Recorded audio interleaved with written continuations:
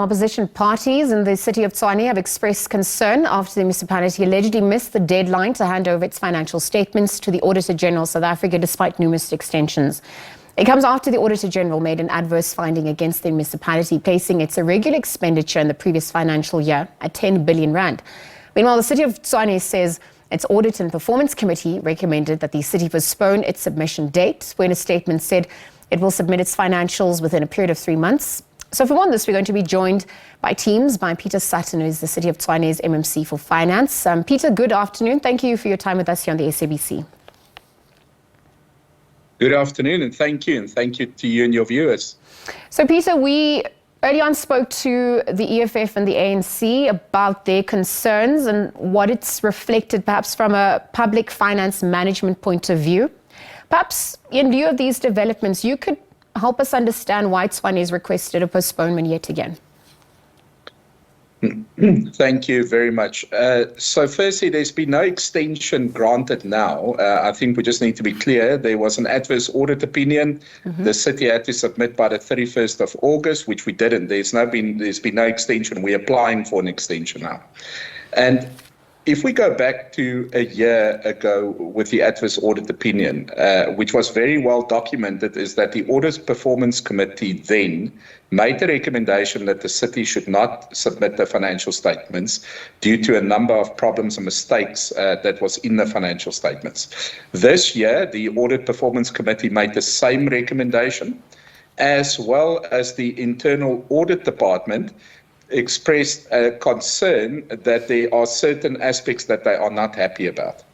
And based on that, the recommendation came from the city manager to the executive to request a 3-month extension and only submit the financial statements by November. Peter, thank you for that context. Just on the back of the recommendation of the APC, because early on the ANC was accusing the DA of buying time in order to falsify their financial statements. What's your response to these sentiments? Well, it's absolutely the contrary to that. I think from my side as the MMC and from the executive, we want to take the next best step to rectify the adverse audit opinion. We've put in a lot of oversight, a lot of work. The Auditor General has been part of many of the aspects that we have done. And it is in our best interest, in the best interest of South Africa and of the City of Tshwane and its stakeholders, that we need to make sure that we submit a credible set of financial statements that the Internal Audit Department can vouch for and that are free of material misstatements. To submit late is a non-compliance, and the law makes provision for that. What we don't want to do is make the same mistake as last year, where a set of financial statements was submitted full of material misstatements, where the Auditor General did not allow any adjustments or corrections, and where we landed up with an adverse audit opinion. So no, it's not about falsifying, it's not about corruption or anything. On the contrary, it's about putting out a set of financial statements which the Auditor General can rule on, does fairly represent the position of the city. Peter, there are financial implications, there are legal financial implications as well. I wonder if you could speak to that, how this is affecting service delivery at large, because it's the ordinary citizens that are being affected at the end of the day. What does that look like in reality? Are you, ma'am, my humble apology, are you still referring to the financial statements or the illegal strike action in the city? Let's bring the illegal strike action. Let's also bring the financial statements into the fore. Perhaps even the junk status that credit ratings that alluded to, the 10 billion in question, all of it. Yeah. So thank you. So firstly, the financial statements being submitted late is obviously from a compliance perspective, from a reporting perspective. The irregular expenditure is a part that we also worked on very hard in this financial year to address and to get under control. Reports have been taken through council to deal with the historical backlog of the irregular expenditure. And then, of course, we've got the illegal strike action, which is probably the most impending aspect that's affecting service delivery at the moment in the city of Tshwane, with services being disrupted, waste collection being disrupted, many other services, water sanitation services being disrupted.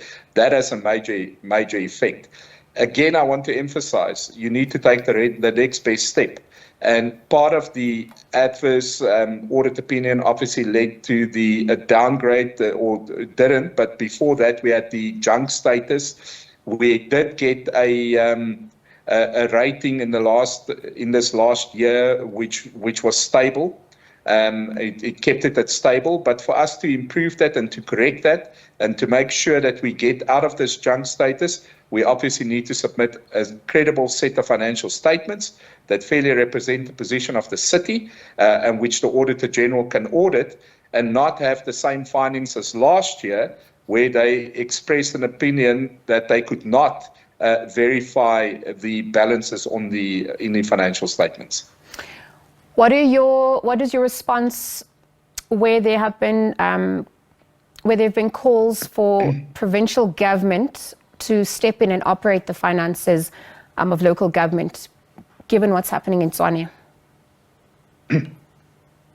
Thank you. So firstly, I think we need to be clear. We've been very open about the financial difficulties we have in the city of Tshwane. We have a voluntary financial recovery plan. We do in conjunction with Provincial Treasury and National Treasury, which is well documented. It's part of the process. It's been tabled to council. There's nothing new there. The mere fact that you are in financial difficulty doesn't warrant provincial intervention. What we are seeing at the moment is disruption to council meetings and other aspects. I've taken note of the Office of the Premier alluding to the fact that they can intervene, but I also think we need to just understand what that means. There are mandatory intervention that the Premier's office can do to come and assist and to look at matters, which in my view is already happening. Tomorrow I'll be meeting with the MEC for Finance as well, and those aspects are happening. For them to take any further action is up to their discretion, but I can't see, in line with the declarations that is made, with the work already being done, and with the voluntary financial recovery plans that's been put in place, the work between Provincial Treasury and National Treasury and us, that any other interventions will be taken. Peter, running out of time, I have to wrap up the conversation. Perhaps in conclusion, very quickly, the delay in handing over the financial statements for the 2022-2023 financial year, is it an admission that the DA is struggling with financial management? How do you conclude with that question? I think it's not an admission at all. It's an admission that we want to make sure that we do get it 100% correct.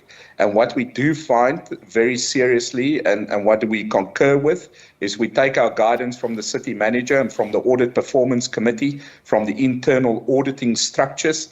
These are structures that the Auditor General last year also found to have been ignored. And with their advice that the city is not ready to hand in a credible set of financial statements, that there are still mistakes that needs to be dealt with, we take their guidance and we support their initiative from the city manager to request the extension.